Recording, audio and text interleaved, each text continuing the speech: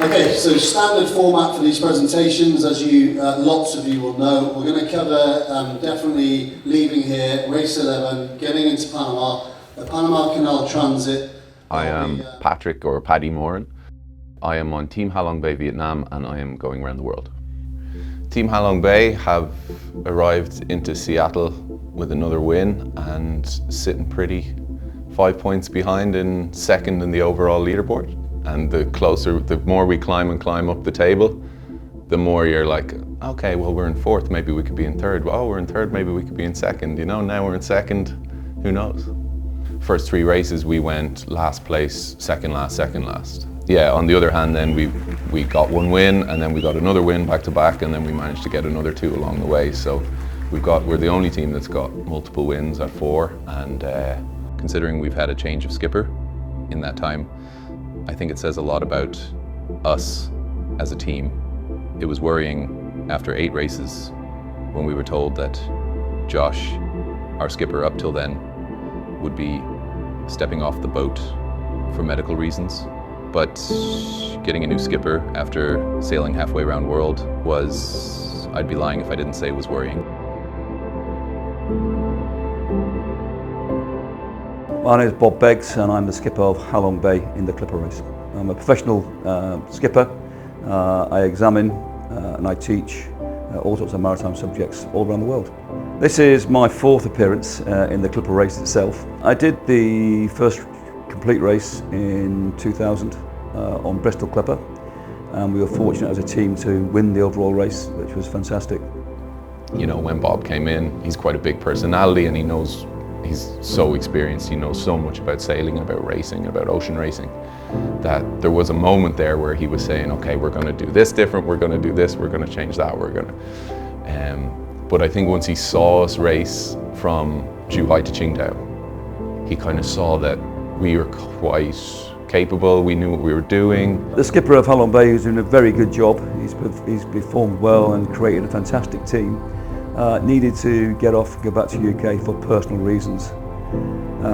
So I joined the boat to relieve him of the task.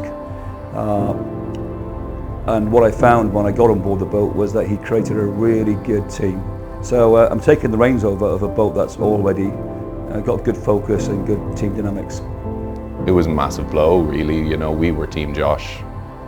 You know, there was so much of him on that boat and so much of him in how we sailed and how we performed and how we did things, that it was, you know, before we actually got to sail with Bob and sail with our new skipper, it was a big worry going like, well, is it going to be the same? Is a new skipper going to come in and change everything? When I joined the team in Zhuhai and we did our first race, that was my first look at the team, and of course their first look at me as the new skipper. So I picked up the reins of a boat that was already had been doing well. It had won, I think, 3 events by then, so it knew what success was all about, and it was hungry for more success. So on the last leg we've just done, from Qingdao to here in Seattle, across the finish line in first place. So. Which helped us get to the second place on the leaderboard. So very good result. I kind of came into the race thinking, to get the full experience, I would like to win a race, make a podium, you know, things like that. And I've done all those things. Now we've won a couple of races, now we're in the top 3 in the overall standings. I think, well, to get the full experience, why not win the whole damn thing, you know? There are 4 races to go before we arrive back in Gosport. I now feel as though the crew are really empowered, having just won the race from Qingdao to here in Seattle. The crew seem empowered, they seem hungry for more success. So hopefully we'll drive the boat fast and we'll keep ourselves up at the top. The Clipper race is a race of 11 boats that set out to go around the world for 11 months. We set off in the UK and we go all around the world. East ways, and 11 months later we're back. The race is 40,000 miles, split up into 14 separate races. They're sailed by non-professionals, people from all walks of life, some with previous sailing experience, some with not.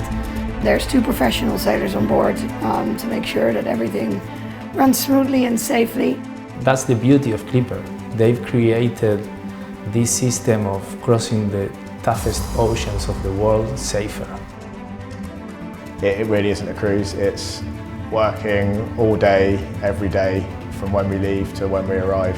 They'll be short of sleep, they'll be tired, they'll be wet, they'll be cold, they'll be uncomfortable, and they'll be loving every minute of it. It brings out the best in people. It really starts to teach you about yourself. I think a lot of people, when they start off, really have no idea what they're undertaking. I think that realization that once the boat has sailed, you cannot pull out.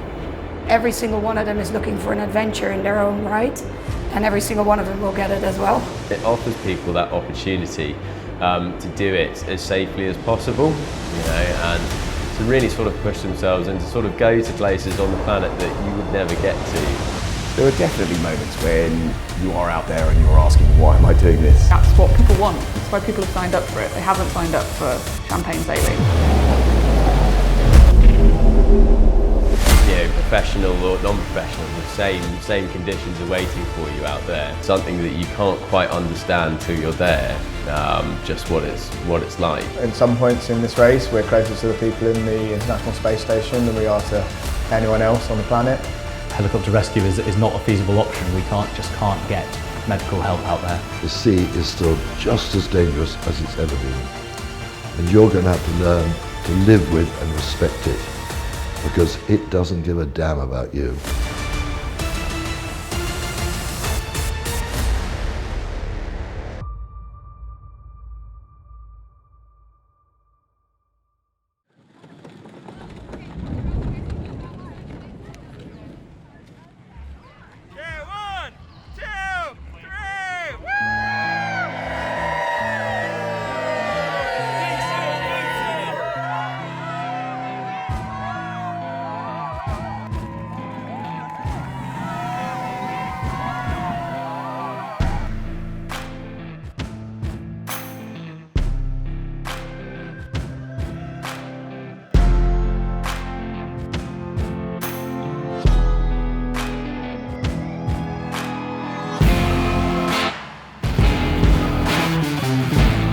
We got off to a good start, which we've been doing for a while, for the last couple of races, and that's great. That feels really good.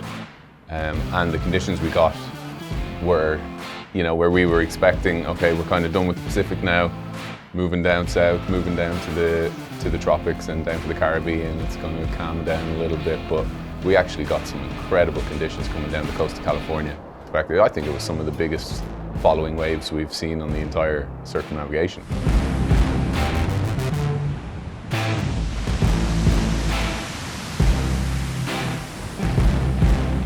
The fleet split about 3 different directions, which has happened before. But when you've got your close competitors in the overall standings like Zhuhai and Perseverance that go one way, we were glued to those position reports.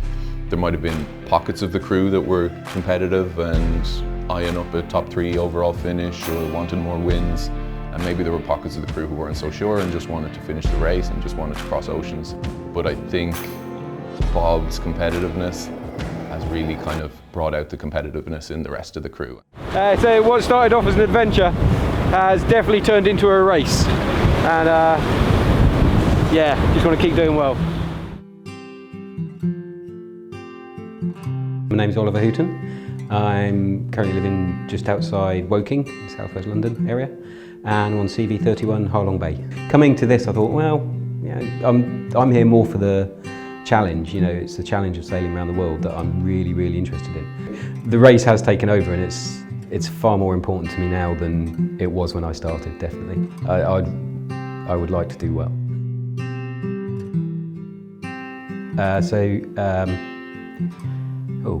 Sadly I lost my wife to cancer about 14, 15 months ago. So after she had about a 3-year illness, and then we lost her in December.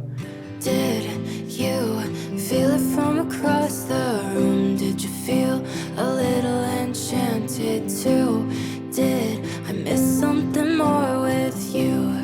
I needed to get out of the house. I needed to get away from some of the memories and just do something completely different and allow myself to think without being so involved in our memories in the house. Out of something unutterably shit, I've managed to do something which has provided me with a lot of space and time to think. And also time not to think as well. When you're busy, you can't think. So if you're feeling a bit down and all of a sudden, sail change, yep, no, I'll do that. And you're away, and it can clear the mind. So yeah, the emotions are definitely still there. There's still the weight inside you, but then, things happen that allow you to function. Maybe then I wouldn't be asking if I hadn't turned to leave. Would you have come to sit with me? Love the feeling of your eyes on me, like something from a fantasy. For me, simple little things can sometimes trigger me and set me off, and sometimes happily, sometimes sadly, but one of the things we always associate rainbows with Anna. There was a series of coincidences shortly after she passed. You come up out of the companionway and there's just a massive rainbow across the sky. And you've had several days of storms and there's this rainbow welcoming you up through the companionway. Oh, Anna's made a rainbow. And you can be feeling really down, and that's all you need, it's just that little bit. But now I'll never know. Have I ever considered stepping off? No. No, I haven't. I felt low, and certainly sometimes when the grief of Anna spills over, I felt very low indeed. But my crew are fantastic. Being at home with the family was fantastic and wonderful, and they're all incredibly supportive. I couldn't ask for better. But to be completely removed from that situation and still be surrounded by people that are caring and nurturing and looking after you it's a very nice feeling. Never knowing what could have been.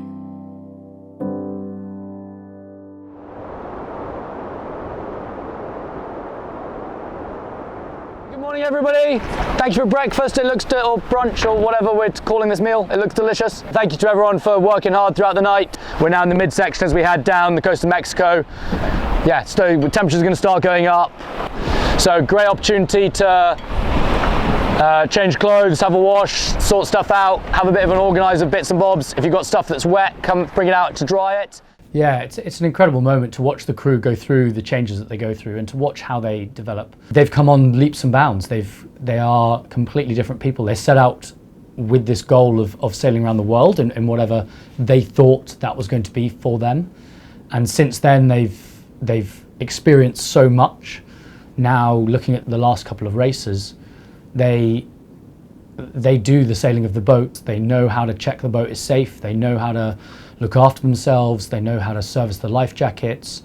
They are essentially running the boat, and I'm just there to make sure the boxes get ticked and the formal paperwork gets sent in, and to make sure that they have as good a time as they have been having. But they're such different people to when they stepped on the boat, both as people and as sailors. Of course, at the beginning of the race, you're still learning everything. But by the end, you're already so confident that you know what to do, even in the toughest moments, in the big winds, you know what to do. So you don't need to get nervous, you don't need to be, you just react. I have been reflecting my journey and helming, or how I felt when I was helming, it has been a big part of my reflection. I think the difference I see myself helming today, or I feel today, is that exhilarance is still there. The excitement that was there since day one is still there. The difference now is that I don't really have the panic anymore. It's not a cockiness or anything, but there's definitely a confidence. I've said a few times that, on the race, just because I hadn't sailed before I started this, that I'm not a sailor, I'm not, I don't know what I'm doing. I'm just following orders. I'm just doing what I learned in training. But things become more than that, and you take ownership of what you're doing and of what you know and what you think you know and the actions you take. And yeah, I feel really comfortable on the boat and really confident that I can keep it racing and keep it sailing fast. I remember when I did the leg one from Cadiz to Punta, I said to myself, when I've been out for 20 days, what the hell have I been doing? But after time, you get into it, you do all the races, you do all the big things, Southern Ocean and everything like that. And it became your normal life. So you start to get into this groove, doing this by daily basis. This is my job, this is my life. Just the amount of time that you have, and without a phone or the internet, to be aware of yourself and everything, that is not special. It's really something. I don't know if many people get that these days. I think I've always considered myself a creature at sea. I've always loved the ocean, the water, always loved. But now I feel that I can cross it, I can go anywhere in the world. I can do it. You've been changed so much in your way to see things and what you've seen and how you work and how you live on a boat for 11 months. So it's going to have an implication on life afterwards.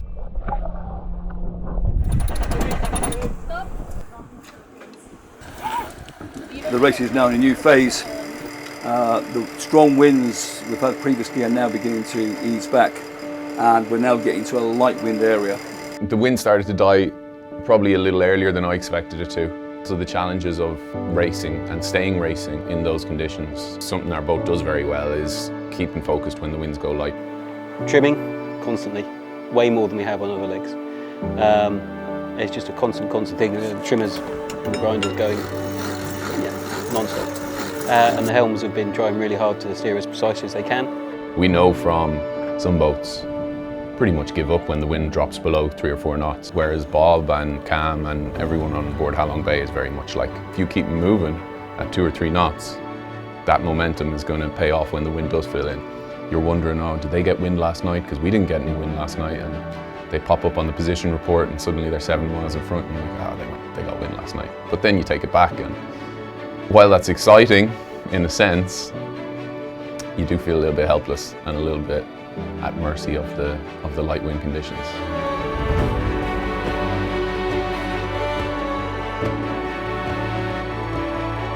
We've had glimpses of sharks and large fish, jumping fish, some sort of sea snake type creature. We're not even sure what we're seeing, but there's lots of things around us in the water.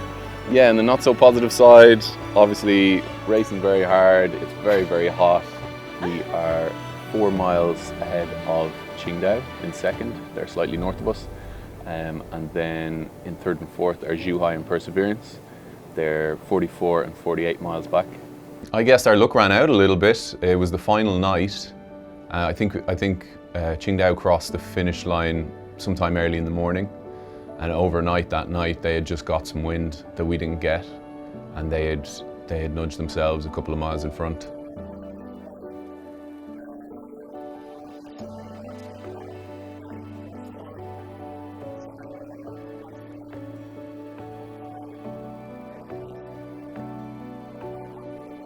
So, well done Qingdao. It's been a long race, similar to the last one. This has been a long race. Our crew have worked extremely well. Teamwork's been fantastic, and the crew have got what they deserve. They've got a good, solid second place. It's still a second place, and I even look back on the boat feed now, and I think, wow, we were really miserable about getting second there. You know, we shouldn't have been so beat up about it. It's disappointing to lose a close race, but it's only 1 point at the end of the day. I think we've our sights set on bigger things than just individual races. So, in the grand strategy of the whole thing, I think it's just a point. Yeah, so we found out Qingdao crossed the line, so they got first place, and then they've got it. So yeah, well played them. Obviously, it would have been nice to get first. Some members of the crew were disappointed of not getting first. So a reminder that actually you can't just come and do this race against strong competition and win everything.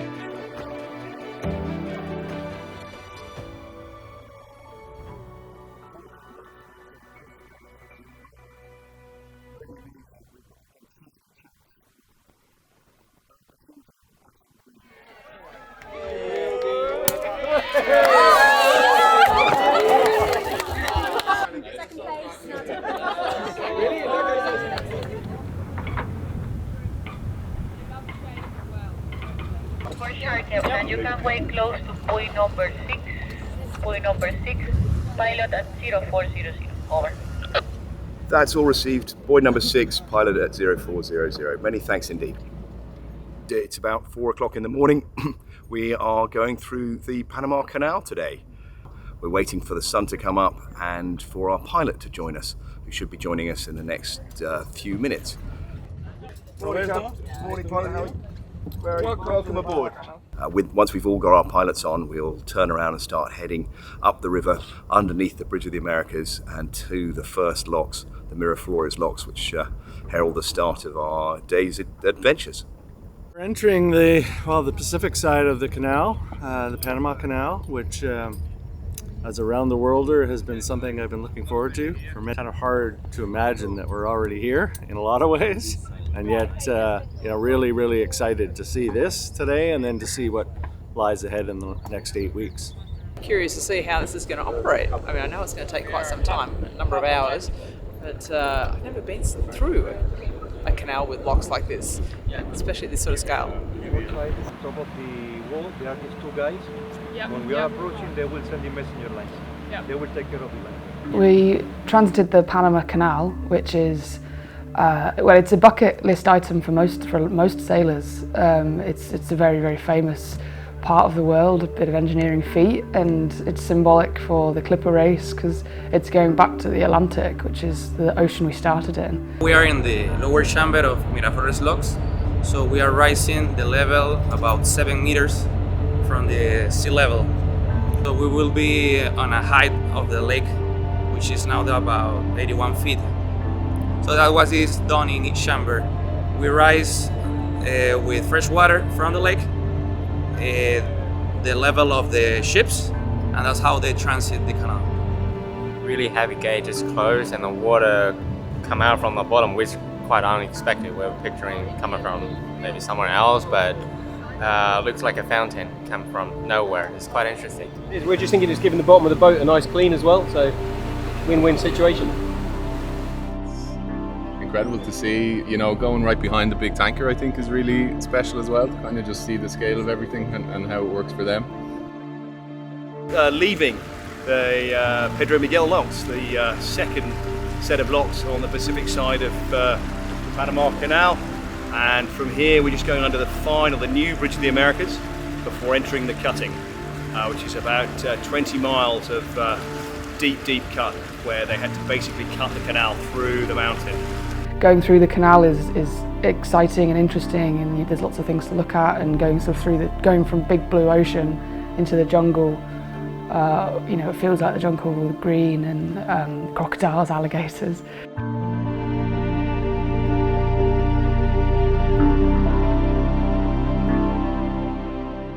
We're in the first of the Gatun locks, waiting to go down to the Caribbean and the Atlantic Ocean.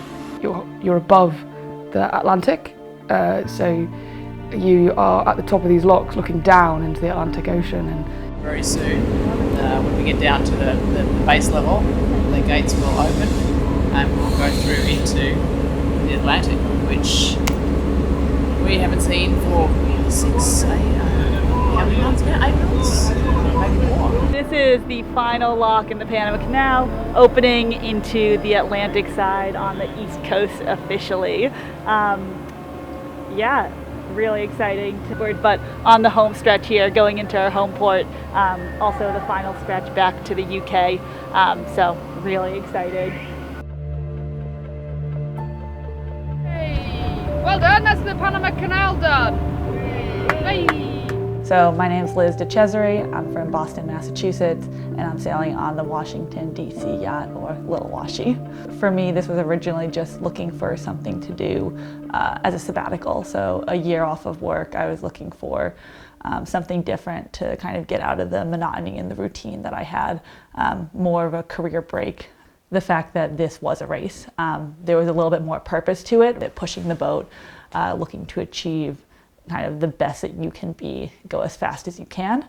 And then really the full circumnavigation is what drew me to this. So a full year-long activity, you're completing a full trip around the globe is something that I thought was really cool and kind of worth taking time off to go do. Okay, the start. It is 78:13. The start, 1, 2, 3. So it is around there. They picked that point because basically that is exactly where the wind will start. There is always very, very, very, very light wind over here. And actually, if you look at the forecast, then it's blue, blue, blue, blue, blue. And then when it gets to that point, the wind starts filling in. So that's how far it is. And that is just on the rum line where we go. Team Washington DC, congratulations on your voyage to Panama. Good thing it's a short stopover because we cannot wait for you to come see us. We are really overjoyed that the fleet will soon be here and want to make sure you know our nation's capital welcomes you with open arms. After the Panama Canal, we motor about 200 miles to do a Le Mans start offshore, and then we race about 1,800 miles up the east coast of the USA to Washington, DC. So yeah, we're going to be going into our home port, Washington, DC, which is just, I think, our biggest moment of the race. We've been repping DC the whole time, chanting it, building up to it. It'd be great to kind of deliver the boat to DC and be like, yeah, we made it, and here we are, and here it is.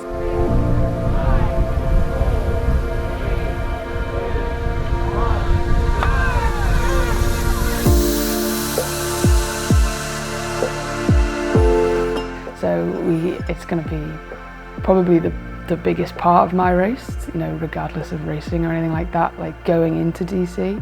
And as much as we'd like to do well sailing into out home port and a podium would be great, we also have to be realistic. So we are in 10th place overall and are so at the bottom of the fleet. And it's a roller coaster of emotions, but we've found the boats that we match with and the boats that we race with. Yay, we're going, it's happening. In terms of racing, Washington, we're in 10th place at the moment, so fairly low on points. We're not the top of the leaderboard. We're not, competing for a podium finish at the end of this. So I'm a fairly competitive person. I did do this and want to be on the boat for the racing aspect. And for me, what I've actually really enjoyed about it is that it's less where you finish, it's less how you came in, but it's how are you dealing with those situations. You can have a really competitive race, a really good race, and still not finish in the top 3. And I think that's okay.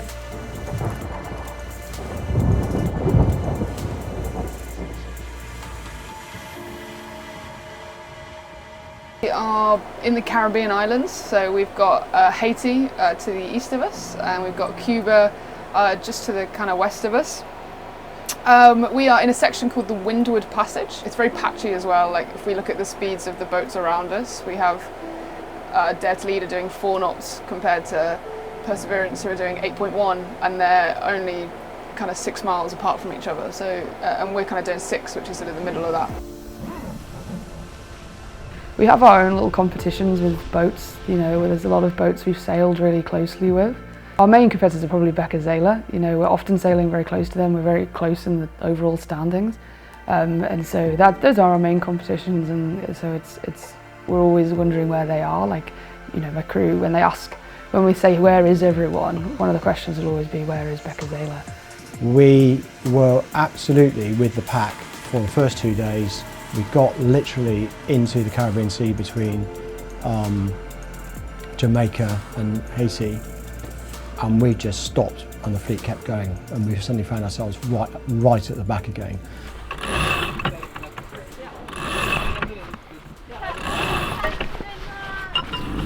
So position, we are currently 10th, line them up, currently 11th.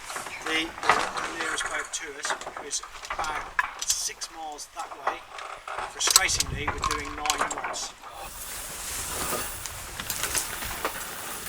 Interestingly enough, there's been a split in the pack. It's a 10-to-1 split in the pack. 10 boats have gone for mandatory gate 2, and we're going for mandatory gate 3.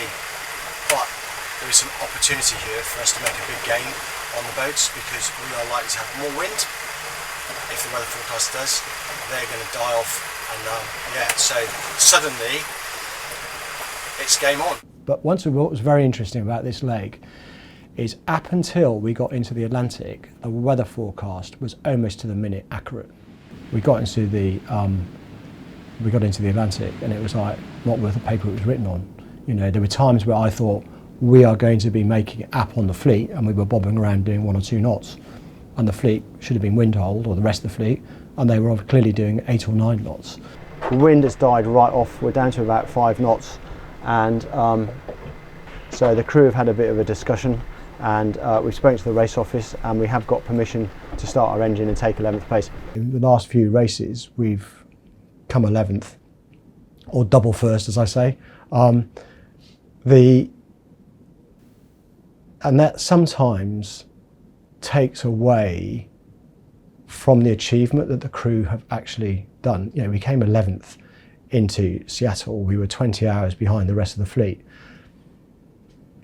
How many people have sailed across the North Pacific? And yeah, that sort of undermined what they had achieved. It took away from them. Hopefully, when they go away from it and reflect back, then they'll put that into perspective. It's really frustrating that we're 11th again. So since Newcastle, we have been coming last most of the times, apart from maybe 1 or 2 races that we came just 10th. I mean, I have been competitive person. I am a competitive person.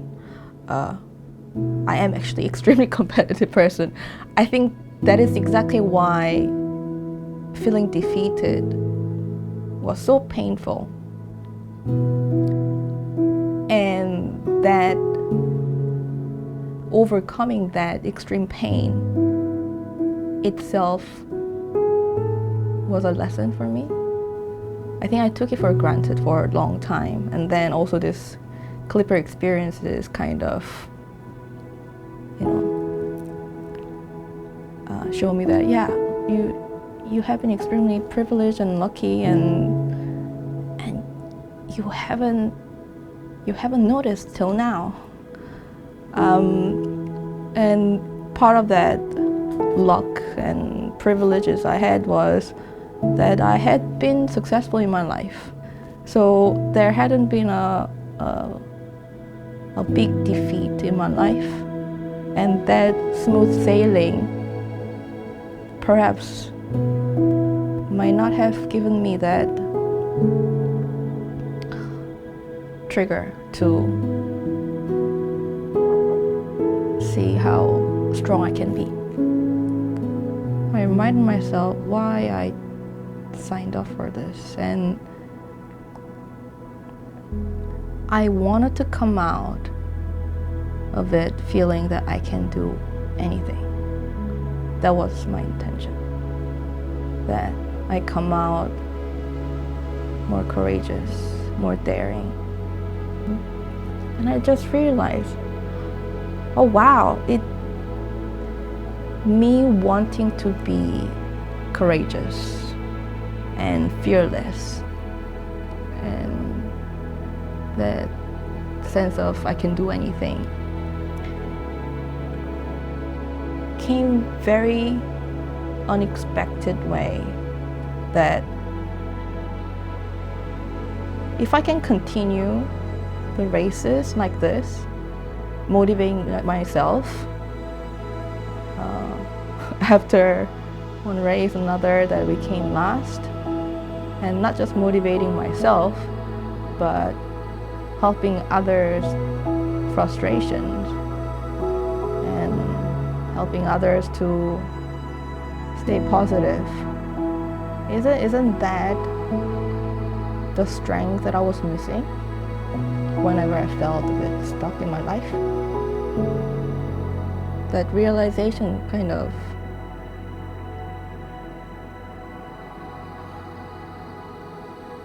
made me feel so grateful. Yeah. Extremely grateful. And it's incredible that in our effort to seek something adventurous externally, we end up digging deep. Manage the incredible self-discovery. Yeah.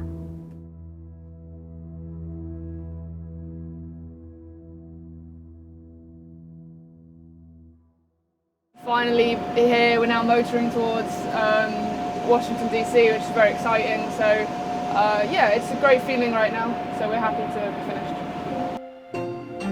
Arriving into DC was, yeah, it sort of exceeded the expectations. It was quite a complicated way to get there.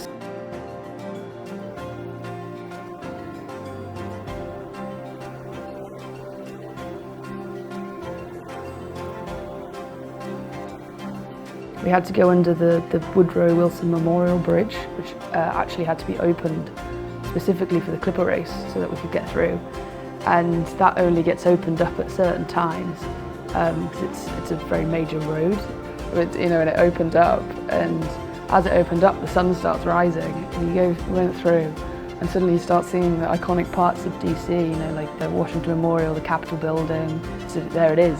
The city that we've been talking about, you know, the skyline that's on the back of the t-shirt.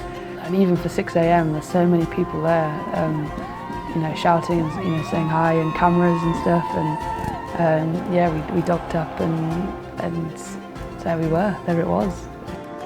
Good morning. Normally I wake up to a cup of coffee, but waking up to a yacht is a beautiful thing. So I want to officially welcome the Washington, D.C. team to the nation's capital here in Washington, D.C.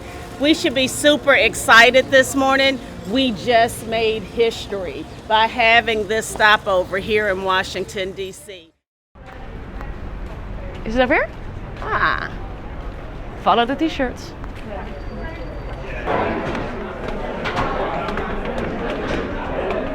Okay, so race 13. God knows how we've got here already, race 13. I mean, it's absolutely flying by at the moment. You must. My name is Annick Sikkingen. I'm from Amsterdam, the Netherlands, and I'm joining Perseverance for leg 8. I never thought of sailing the world. I never thought of crossing an ocean. And then I work for the Princess Maxima Center. A colleague sent me a message like, hey, would you like to go on a big adventure? And I was like, yeah, of course. What is it? And then there was an open call for ambassadors for Team Perseverance for the Princess Maxima Center. Really cool because Perseverance is racing with like logos of the Princess Maxima Center, which is an organization that's really close to my heart. It's something remarkable, like as a youth cancer survivor, to do this, and then like Perseverance being in second place, maybe winning the race. It's also something I think would be really inspiring to see for children who have cancer now. It's like, hey, 10 years later you could be on a boat, sailing the world and win this race. Is everybody aware of their muster number? Let's start. 1, 2, 3, 4, 5, 6, 7. So we have 2 races to go still, from DC, from the US to Scotland, and then from Scotland home to Portsmouth. A lot has happened for us on the leaderboard, and it hasn't been good. We were first. We are now joint second, third. Yeah, of course I've been watching Perseverance for the past 9 months. They're in second place, and yeah, so there is a chance that we win the race, so that's quite exciting actually. There's some pressure for the final leg, but also good pressure because we might win the race. I think when people join, and that gets more so towards the end of the race, you step into a machine that's already running. Whether you like it or not, you kind of have to go along with that. But I think there's massive space to bring a lot of enthusiasm and energy to a team that's otherwise a bit tired already. So that I think it's a lot of it is about a mindset. If you come in and say, okay, you've been doing this for a year, this is the way you guys do things, that's fine. But I'm here to work as hard as I can and crack jokes and have fun and chat to everybody and make sure we have a good energy, then I think it's fantastic. And a lot of the people we're getting on at this stage are exactly in that mindset, so that's great. If our team wins the race, I think the biggest credits go to the people who've been on the boat for the whole year. But I also think that a team is made by a lot of individuals who all do their part. So I will just have a slightly, like a little part in it. But I would just contribute my little stone. Top of the leaderboard is James, Bob and me. 3 very, very different people. I know both of them very well. Bob is a seasoned sailor and racer. He's done the race before, he's won the race before, he knows the boats very well. And James has proven a formidable opponent on this race, and I think he's an amazing sailor. So very different, all very different personalities and different ways of running the boat, I think. But all 3 of us have a shot at this. I think maybe it might be a 3-horse race now. I think you're always looking over your shoulder. We've got some great teams behind us, but I think we can sort of safely say, barring some real disasters, I think we're going to be in that sort of top 3 spot. So currently in first on the leaderboard is Halong Bay, which came a little bit out of nowhere. They didn't have the best first half of the race. They went kind of from last to them being first once and then being last twice again. They got a new skipper, and since then they've been flying. Although we have a good lead, the 2 boats behind us, trailing behind us, they have a double bubble on the next event. But just for the record, once only, there's 4 teams left to play their jokers in this race, okay? So we know absolutely that the teams playing their jokers are... So you get 1 joker in the whole circumnavigation, and it essentially allows you to double your race points. It's a bit of a game changer in terms of if it goes well, it's massive. It can pop you straight to the top of the leaderboards. So Halong Bay played their joker and did really well out of it, came in first, so they doubled their points, made a massive jump on the leaderboard. We haven't done it yet, Zhuhai hasn't done it yet, so either of us could win and make that massive jump, in which case either of us would definitely, or both of us if we come 1 and 2nd, would overtake Halong Bay again. That makes it such an important thing in your sort of circumnavigation, your sort of plan, and it's that's why people are so wary of playing it. It has the sort of hoodoo, and it puts a lot of pressure on you because you know you need to make it work. And if our boat is not able to muster a win on this one, I would like some of the other fast boats to make sure they take 1st, 2nd or 3rd place, because that denies the double points for Zhuhai and Perseverance. This race is on and it's going right down to the line. It's very exciting. It only takes 1 team to have a bad race, or a really good race, and it's just going to be, it's going to be all over the place. I mean, I think if Halong Bay really smash this one, then it could be a bit less down to the wire. But I think if we all have good results here, it's going to be, it's not going to be such a relaxing sail back to Portsmouth. So just make sure everyone takes this a little bit seriously. Don't start getting casual. We've still got to get across the Atlantic, and it can be a nasty ocean, we know that. When we leave here from Washington DC, we set sail for Scotland, basically crossing the Atlantic the last ocean crossing on the way home. Now, for the crew that have gone around the world, they've now done the Southern Ocean, Indian Ocean, plus they've done the Pacific, which are huge oceans. I'm going to remind my crew that we're now going across the Atlantic, which is not a pond. So on this race, it's going to be about 2.5 weeks or so. The shortest route would take us quite far north, but because that is iceberg area, they do set us a limit. But we're still going to go as far north as the Titanic. And everyone was pretty fired up for it, pretty keen. We knew we needed a good result in this one to kind of secure our place in the top 3. And we were obviously really hoping that we could put some points on Perseverance and Halong Bay. This is a big one for us as a boat, race-wise. This is massive. We're playing our joker. We're 1 point behind Perseverance, like 13, 14 points behind Halong Bay. Okay, now we're going to need a seriously good result to catch Halong Bay. I'm not saying we can't do it. I think we should absolutely push as hard as we can on this leg, and obviously that goes with being safe. We're not going to do anything that's dangerous. The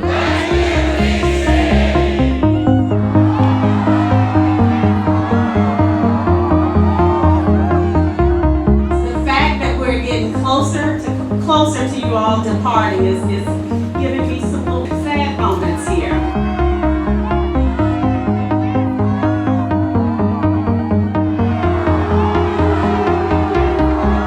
Charlie Victor 26. That is 2 minutes to slip.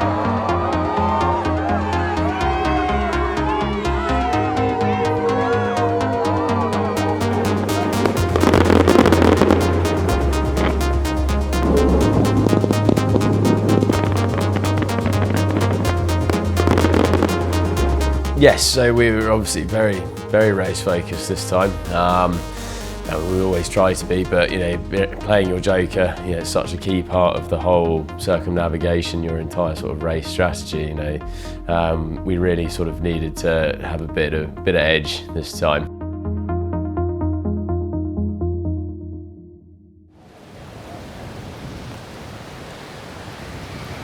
Good start, did really good during the day. Then the wind died down overnight to about 1 knot. We did lose some ground overnight. I think we're currently in 4th with Zhuhai, Arals and Oceans and Washington DC ahead of us. And the whole fleet has entered the Gulf Stream. Yay! So we're getting about 3 knots of free speed out of that. We were definitely at all times focused on what they were doing. I think all 3 of us made different choices in the beginning, but we kept crossing paths and then stick with each other for a while and then separate again. I think all of us realized that none of us 3 were going to give up anything and pushing hard. That did help for a little while. It was just Zhuhai and us, and we pushed each other along very well. And we gained on Halong Bay, and then that swapped around again. And we had Halong Bay with us for a while, and then gained on Zhuhai for a bit.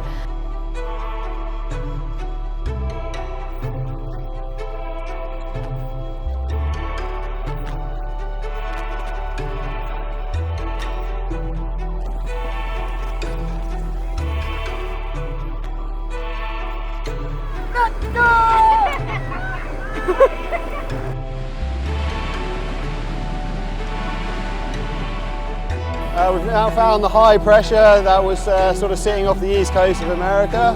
Fortunately, we got in front of everyone, got the win first by being the highest boat and kind of just a couple of miles in front.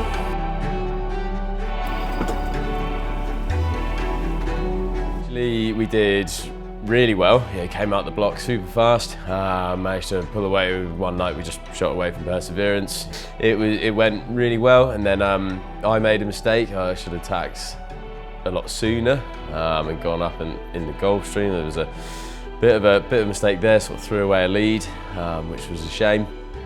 And really, yeah, I mean that was it. We made a few mistakes, and I don't know whether it was like extra pressure or something like that, but it's very difficult not to beat yourself up because you get to see it on the track. You see exactly where it went wrong and where you should have gone. You have to put it behind you pretty quickly. You have to accept if you're in a position where you make a lot of decisions, you're going to get quite a few of them wrong. You can get a few of them right, but the key is to keep making decisions.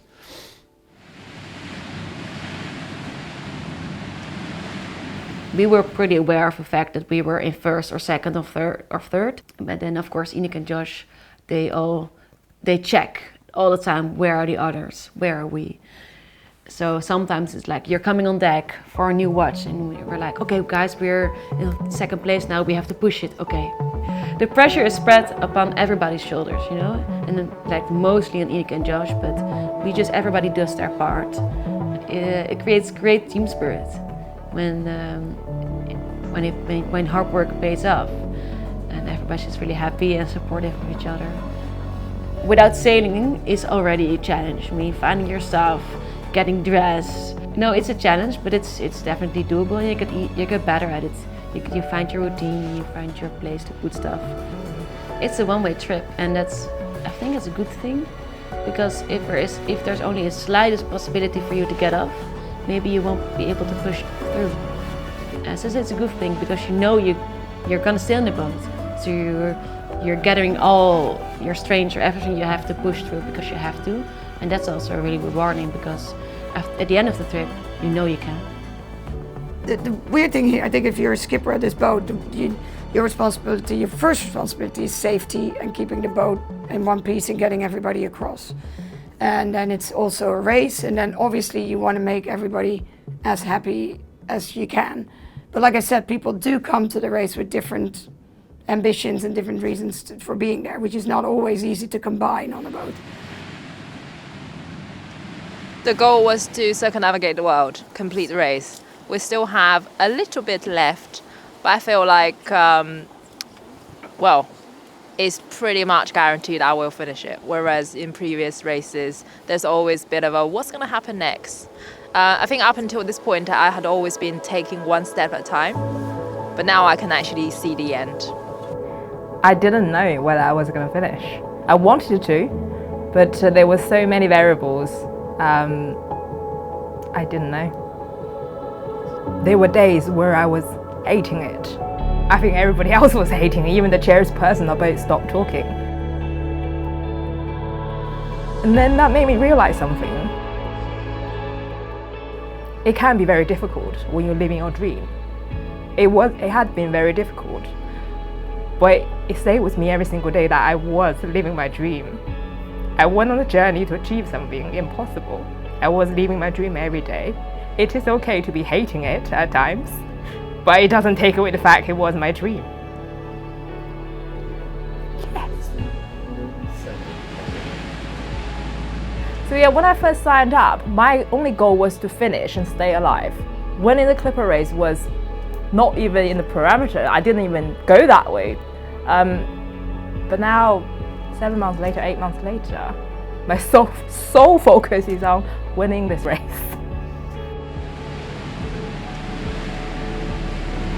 The wind has dropped off quite a lot compared to what it has been. We're not quite doing the same speeds anymore.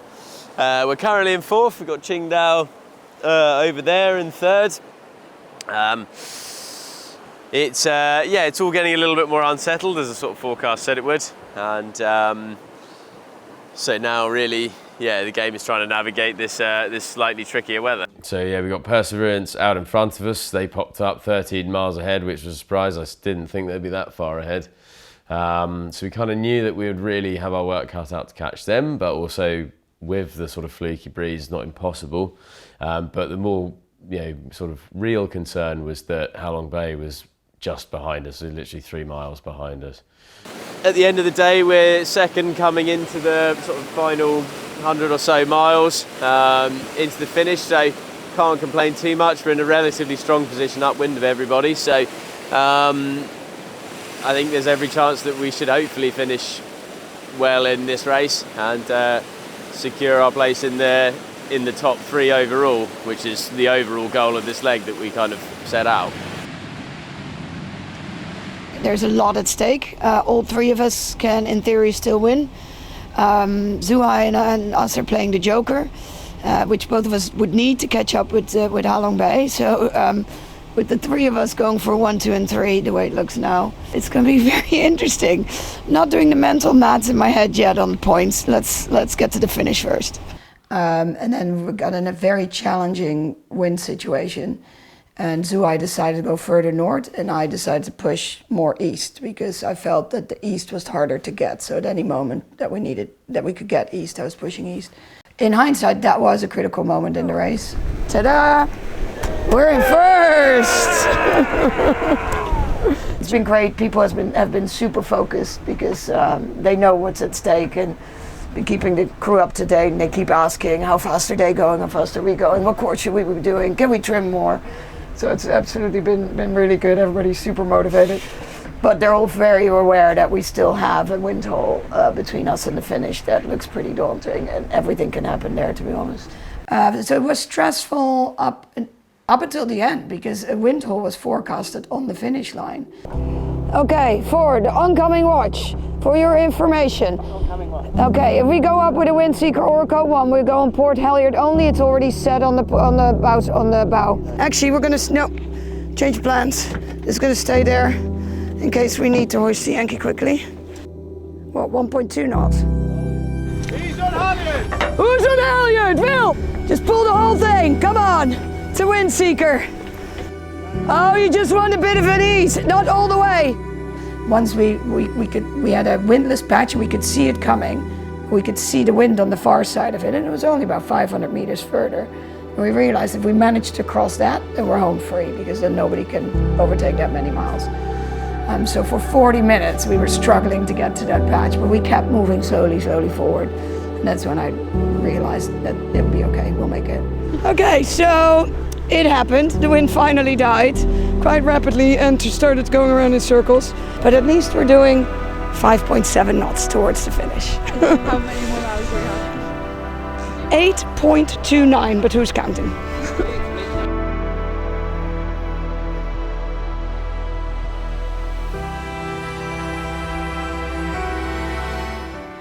I think for all the British crew, pretty emotional time. We're coming home, which is really exciting. The mole here is in the background.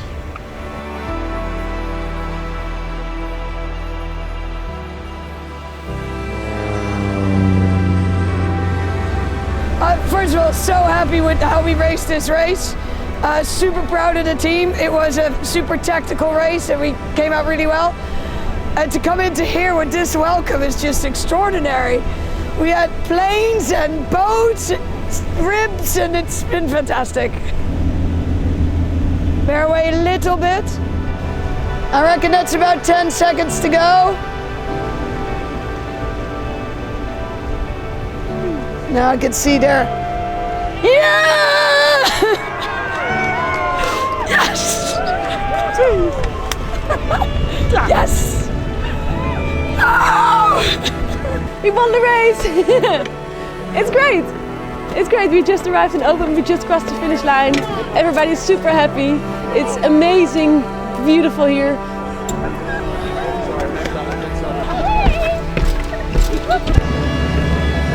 If there's a race I'm proud of to have won, it's this one. Because we gave it everything. And yeah, we did it.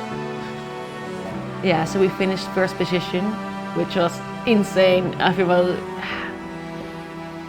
I don't know, just doing this and then arriving first position, it's incredible. And it's, I don't know, it still feels really surreal that we're in top 3 and we might win the whole race. What? Yeah, you're okay. Sorry, fuck. Sorry.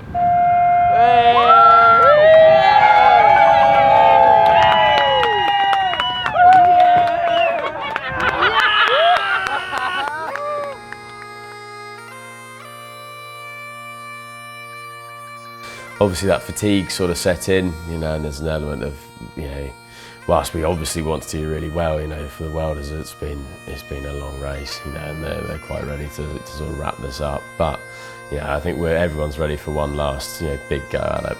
You know, it's a short race, so I think it will be, yeah, we'll pull out all the stops for this one. Yeah, so because we played our joker, we got double points. But on the leaderboard, that means we're now 3 points behind Halong Bay and 4 points ahead of Zhuhai.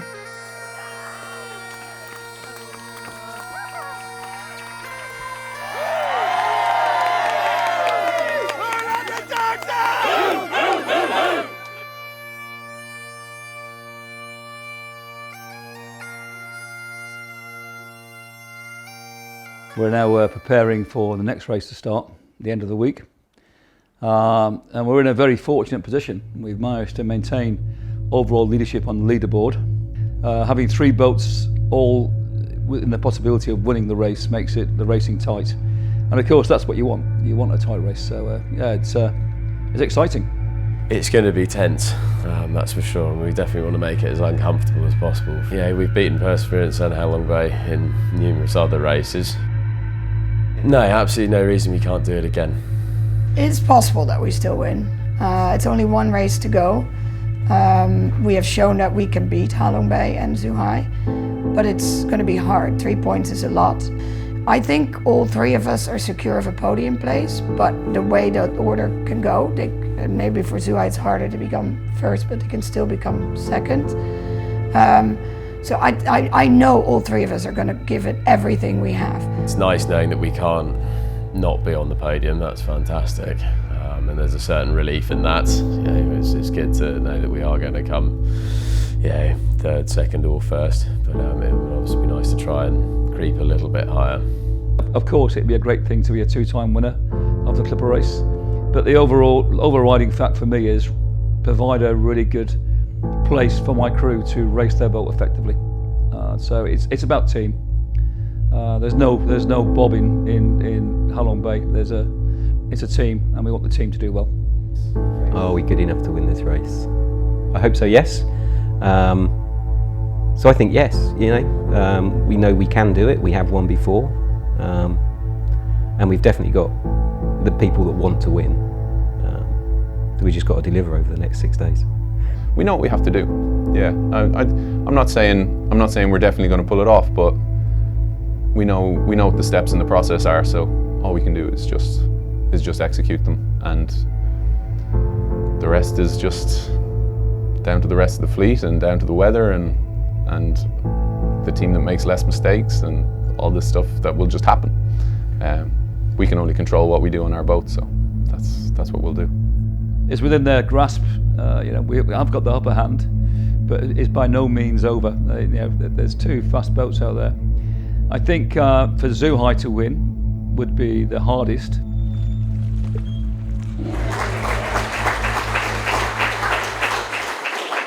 All right, so here we are. Thanks for joining. This is our final crew brief of this Clipper 2023-24 race. Where's that gone? Where on earth has that Clipper race gone?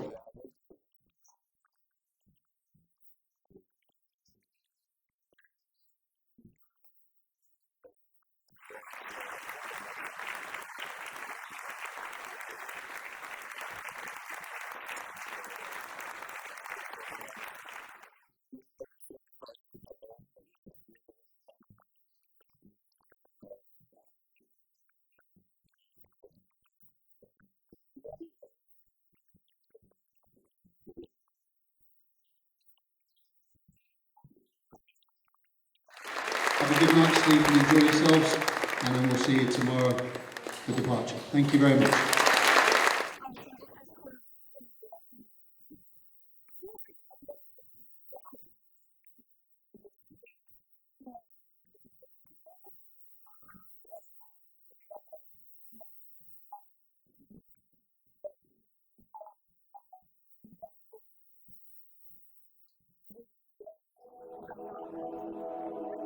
My name is Jacqueline Smith. I am from Wyoming in the United States, and I am on CV31 Halong Bay. So I'd actually told my work that I was thinking about leaving. I'd been there for 10 years. I was feeling restless. Kind of life just felt pretty mundane. So I gave them a heads up. I said, hey, I don't know what life looks like, but I'm probably going to leave here. I was looking for an adventure. I was looking for, I guess, a little bit of chaos, some uncertainty. Something that was uncomfortable, something that would make me grow. I had never sailed before. I had never even dreamed about going across an ocean. Oh yeah, I definitely want to win the podium. I think it would just kind of be like the icing on the cake. It would be amazing. It'd be such a cool thing to experience with my team and be able to walk home from, and to be on like the winning boat. You know, it was going to be an accomplishment no matter what, to walk home and be like, hey, this is what I accomplished. But to walk home and be like, I accomplished this and I won. Just, I don't know, feels a lot more badass. Yeah, I would say this whole experience has definitely exceeded my expectations. There was high highs and low lows. And I knew that I was gonna feel like I experienced something, that, you know, I went through something transformative, and that I, you know, would have grown. And I feel like it did all of that. You know, I really enjoyed the thing the experience as a whole. It's been absolutely amazing. First and foremost, it's been a pleasure. I think this is our last proper dockside brief. Real pleasure working with you all. I won't get too emotional. It's the last one. There's a lot riding on this for everybody, isn't there? Okay. First and foremost, these short races are some of the hardest because they're really, really intense. 5 days of intense racing. All right. Lot riding on this one, and good luck to everybody. Okay. Well done. Thank you. Yeah.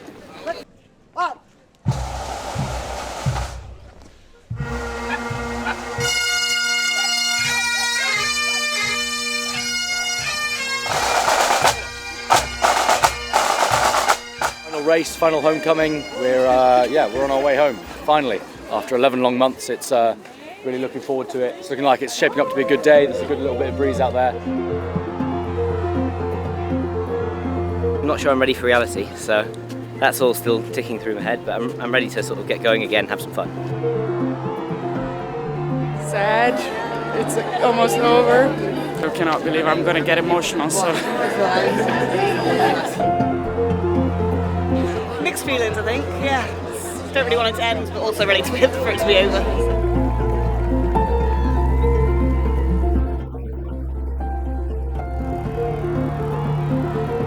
There's going to be some crazy emotions going through us all when we get to actually see some familiar ground again with the Spinnaker Tower and all that.1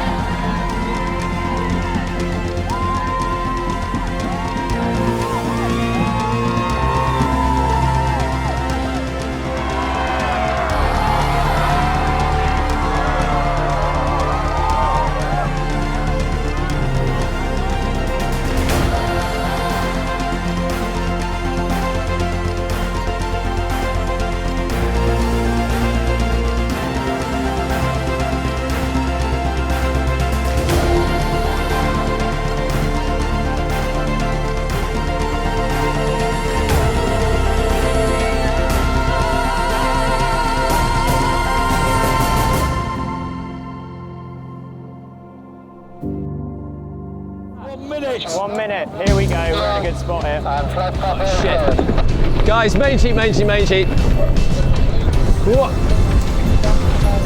Alright. 3, 2, 1. At the start. Let's power up, guys.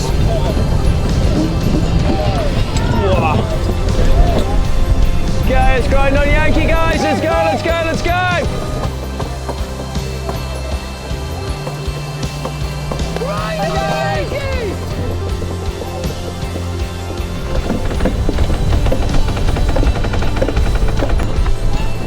Keep going on that traveler.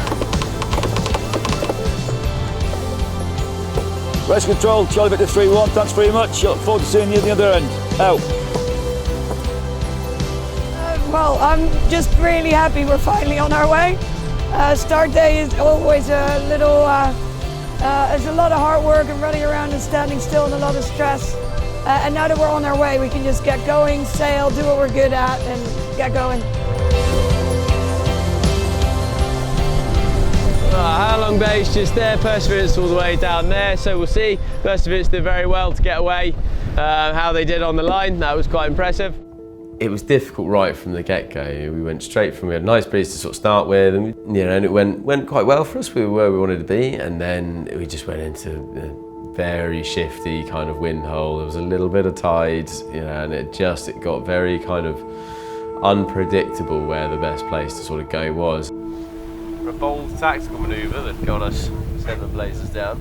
And anyway, we ended up sort of in like 8th to 10th, kind of right at the back of the fleet, and we were all very close together, so it wasn't too bad. Grinding. We had a good start, we were away well. I think first for a while, then Halong Bay actually overtook us and then started covering us.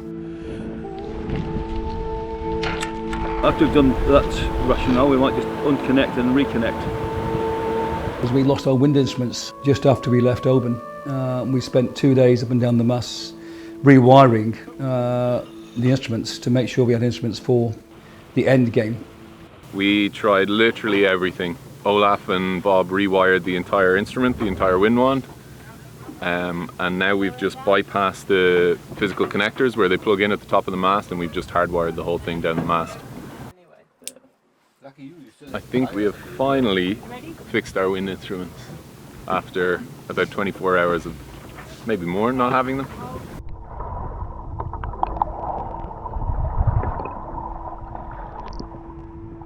After a fast night, the wind died throughout the day, and so it was a kind of light wind battle between all the boats, just trying to gain small advantage. Over the last 2 hours, the wind has filled in. We are part of the main pack and hoping to now make our way south, down the west coast of Ireland. UNICEF are well out in front, but everybody else is kind of in the mix. The only way I know the boat is moving is that these orange peels are moving backwards. Now the wind has almost completely died of 0.8 knots of breeze, but we have about 3 knots of tide with us, which is taking us down the Irish Sea.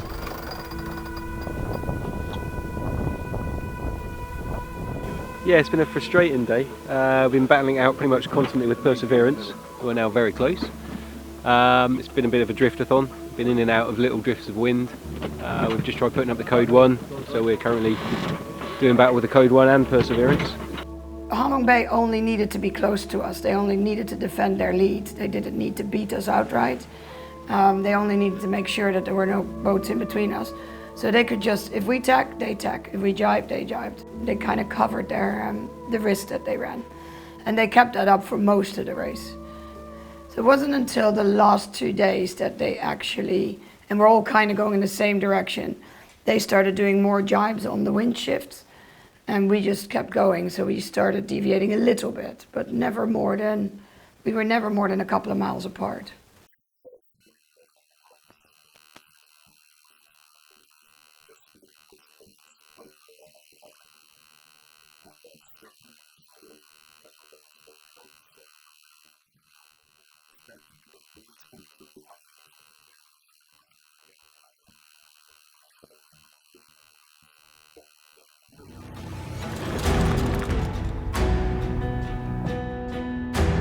You know, as we sort of got around Ireland, the wind started to kick in and kind of do a bit more sort of tactics, and a bit, they were right next to Halong Bay for ages, and then they tacked inshore to cover Perseverance, and it was they would sort of fight amongst themselves and we could go off and do our own thing. And at that point, that's exactly what happened. I think, you know, they saw Perseverance going off inshore and they thought, right, we'll cover them.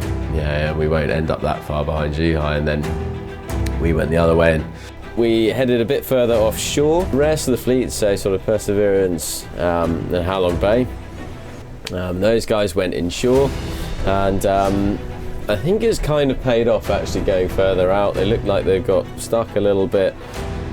Yeah, most went more offshore. 4 of us went inshore. And like it has proven many times on this race before, we're all so closely matched that we all just kind of ended up at the same point anyway a day later. And then it became like, okay, can we start overtaking other boats and putting them in between us and Halong Bay? And that's the moment Halong Bay started making some other decisions than us. They didn't outright cover us anymore. Overnight, we chose to put a jibe into the north. The weather gave a good angle, a good promise of a chance to get into the lead of the fleet behind UNICEF, of course. Perseverance was just not gettable. They mirrored everything we did and we mirrored everything they did, but we just couldn't get ahead of them. And it made sense to mix it up a little bit. And we put in a jibe to the north towards Cornwall, a good chance to catch back up and be at the front of the fleet. But as always, the wind doesn't do, or as regularly, the wind doesn't do what it's expected to do. And we found that that particular jibe didn't work. And by the time we hung on, waiting for the wind shift, we realised, or I realised, that we had to put a jibe into the south, and that would end up letting at least 3 boats between us and Perseverance. And then we found ourselves in 3rd, and Halong Bay found themselves in 9th. Enough difference for us to, at that moment, be overall 1st. And then the race got called early, which we all knew was coming. We could all do the calculations that we weren't making it on time. And we now know the race is now going to be shortened course. We finish racing in 7 hours. There are 3 boats between us and Perseverance.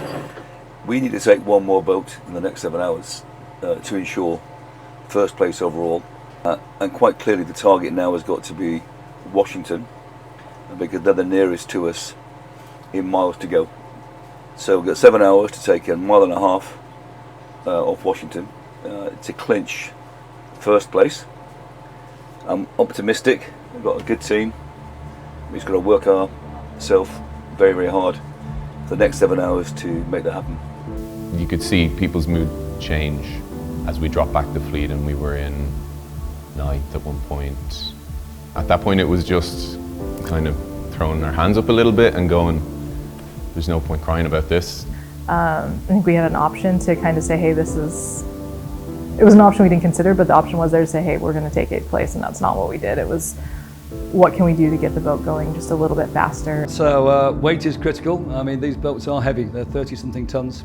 And normally on a smaller boat, putting your crew on the lee side or the windward side, wherever the weight's most wanted, is valuable. He wants all the weight on the low side, so we've got people sleeping down below on the high side, now on deck, sleeping on the low side, and weight as far back as possible. So there's a good 1, 2, 3, 5 of us crammed in this little space, just trying to do what we can to get the weight in the right place to help boat speed. We knew that every single evening, every single sail change, every single tack, every single jibe mattered massively. We had a few excellent people on the helm, like Paddy, Ollie. They were just not sleeping for a long time. They were just having a watch pattern on their own that we always had one of our excellent helmsmen on the boat to not lose any centimeter. I ended up on trim the last 3 hours, which was really, actually, I thought about as it was happening, as early on, I wasn't one of our best trimmers. I was almost a little over aggressive and would ease too much and collapse our kites and that. And so I remember someone else was on trim and Cam called up and was like, Jackie on trim. And it was like somebody in the nav station always monitoring what is the competition doing, what are the boats doing ahead of us, do they jibe, where is wind potentially. We need to be prioritising course a bit better. Cameron, the AQP, was down below watching the numbers on the AIS. I was on deck, connected by the center headsets, just communicating back and forth, and I was communicating to the helmsman and calling the trim. So came up to 35, 36 cog. 35, 36. To guarantee first place, Inaka is hoping to overtake Zhuhai, who's actually 1 mile in front. So it's all very tense here. So the wind is dying, Perseverance is right behind us, and what will be really. We've tried our absolute hardest. Yeah, having not really that kind of like power over the race, but it was in terms of like, you know, if they do overtake us, then they'll beat Halong Bay. But you know, you can't think about that when you're racing. You know, she wouldn't do it for me, and I wouldn't expect her to. You know, and that's not the way she'd want it to go. So we weren't going to give them an inch. So the race would go until 6, and at about 4 o'clock, they had overtaken. I think the last one they overtook was DC. We're currently 0.26 of a mile ahead of DC. 1 hour to go. Perseverance is behind Zhuhai. We need to hold off one of these 2 boats that we're racing in order to win overall. I daren't say more. So presently, if we were to finish in these positions, it would be an overall win for our boat, and Perseverance is trying its hardest to shake Zhuhai's resolve. At that moment, it was no longer under our control anyway. The only thing we could do is sail the fastest and the best we could, and we did. You have to believe you will win. Not believe you can win, you have to believe you will win. And if you believe you will win, then you'll do everything you need that you can to win. And we just started working again. And just went back to business. Once the wind filled in, it was just like, okay, we're still racing here. But the crew picked up that mantle, and a few times they were saying, we're going to win this, Bob. Let's just keep doing what we do. And when you get that feedback from your team, it's fantastic. So, pretty rewarding for me to be the person that the boat got to rely on. You know, they got to rely on Ollie and Patty for helming, but to be the person that, like Cam was like, no, I want you on trim for the finish. I don't know, it felt pretty rewarding to have had that growth and have that experience. Slowly through the day it slowly built, and then by the time we got to like 6:30 or something, it was like a pressure pot on the boat. Everybody was just so keyed up. And all of a sudden we were able to overtake them by 0.18 of a mile. I think we've sailed 44 or 45,000 miles, and we nosed ahead of DC by, I think, 0.21 of a mile at 7 o'clock on Friday evening. 8, 7, 6, 5, 4, 3, 2, 1. Ladies and gentlemen, team Halong Bay, Vietnam, you've just spun around the world race!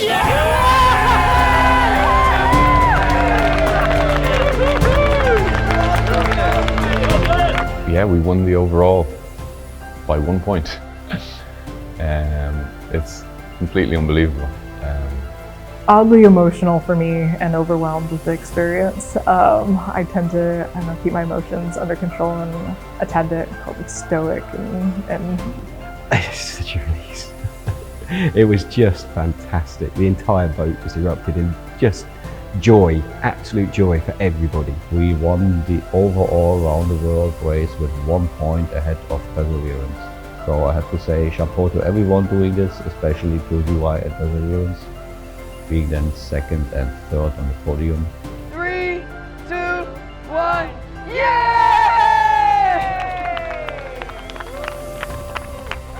Well done, guys! Overall, we came second, so that's amazing. I never, ever, ever would have guessed that we would have come on the podium if you would have asked me 11 months ago. So this is beyond belief.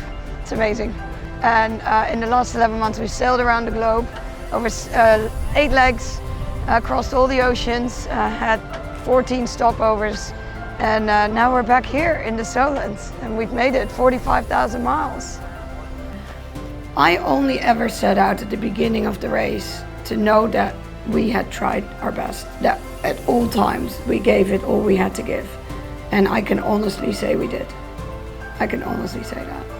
So if that gets a second, I am amazingly proud of that. Just excited for the end of this whole journey. I think we're all feeling a little bit of mixed emotions, just a lot of joy and excitement. This is a big moment to cross the final finish line of the last race. 2, 1,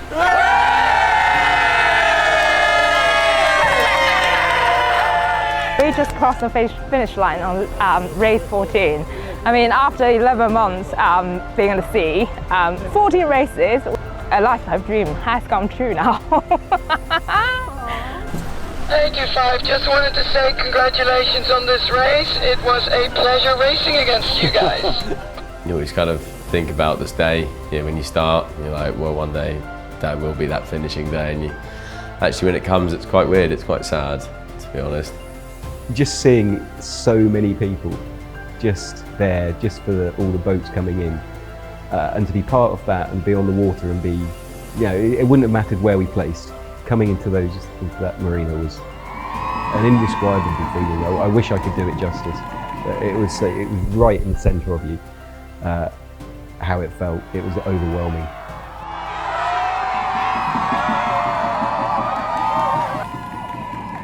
And you see the finishing line, you see Portsmouth, and then you get this extra heartbeat of the feeling that you have really achieved it.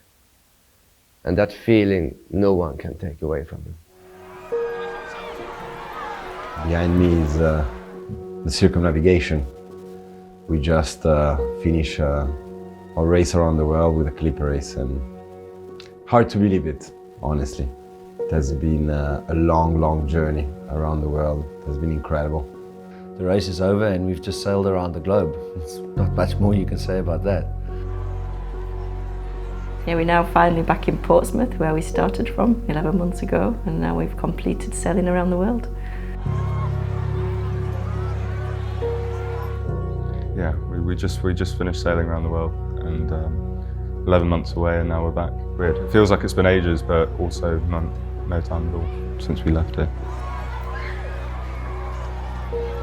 To come back into Portsmouth, to the same place we started this race, was a very surreal feeling. It almost felt like nothing had happened. I still can't quite believe that we're back where we started with 44,000 odd miles, I think it is, under our belt. We finished the circumnavigation. It feels weird.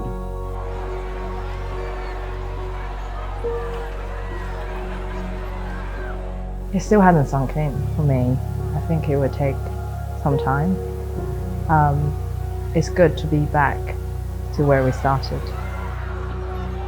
Surreal. It felt like it had been forever, but it was only yesterday at the same time. It just felt like coming home. It was turned around to Mum, it's like we never left. Everything is exactly the same but completely different. When we finished, it was just such an overload of emotions. I was like sad, happy, proud, relieved. So I always thought that I was able to take on a journey like this. I didn't know at the beginning if I was able to finish it, but I knew that I could give it a try. And I always started this race knowing and planning to finish it.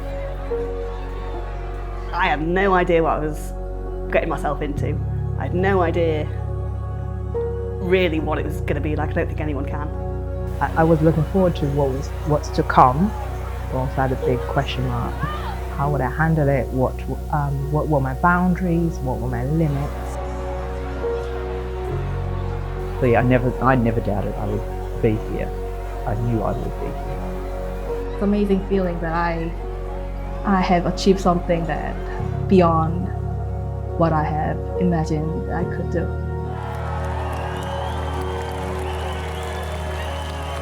I remember Bay of Biscay, that was rough. I remember that was like 4 days in, and I remember thinking I've got to do this for like another 11 months. I don't know if I have it in me.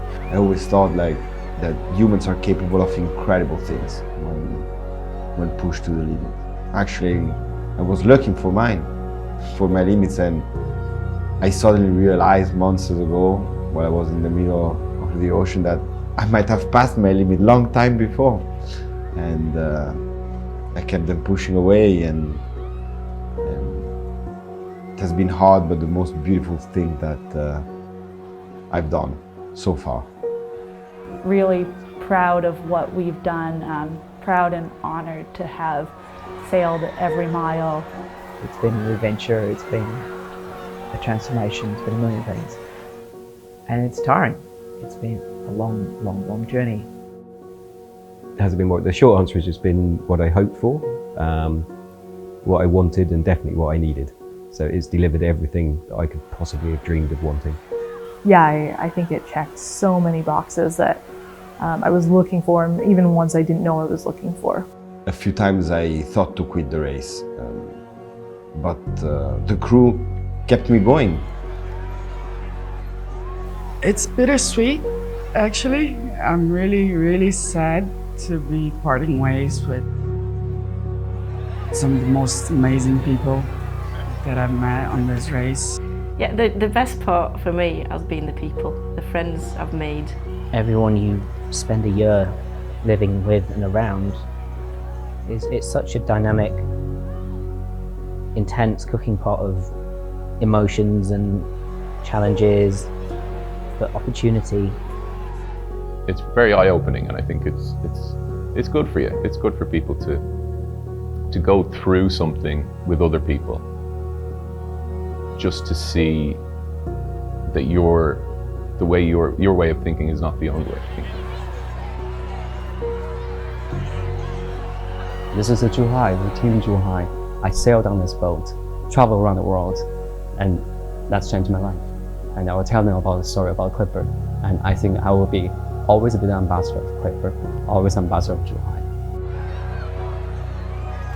Oh, I kept saying achieving the dream because this is it. This is literally is my dream being achieved. I think there's also a sense of emptiness in a way. because this has been a huge project. I feel there is empty space. My brain is undream-ticked. What else? I don't know that I can actually describe what it feels like. I think part of it's probably a little bit shocked, a little numb.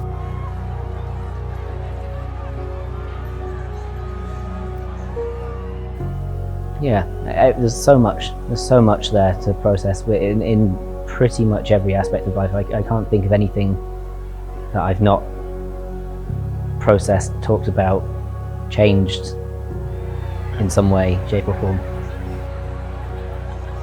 We are part of a very elite group now, and I feel proud. I feel proud, and I feel strong, actually, and stronger than before. There's no going back. There's not. There's a return. There's a return to home, but there's no going back to what it was like before. There's no, I'm different now, and that's exciting. Yeah, I think I am exactly the same, but completely different. I think it's difficult to put into words what we've just been through, what we've just achieved. This feeling of life transformation, I did not expect. I did not expect at all. Will life be normal ever again? I don't think so. It's a thing that changes you.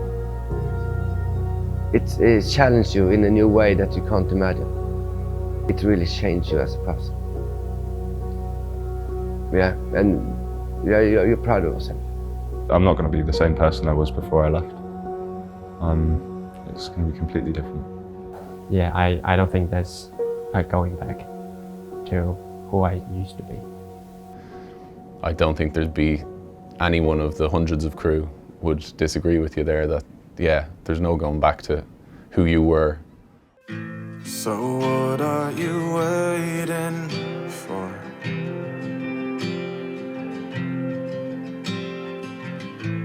Oh, what are you waiting for?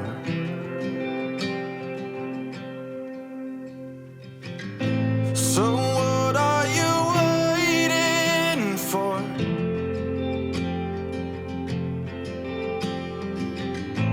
Oh, what are you waiting for? So just tell me when, even if friends, I miss the beginning, 'cause it feels like the end. I know maybe this life just weren't meant for us. With that said,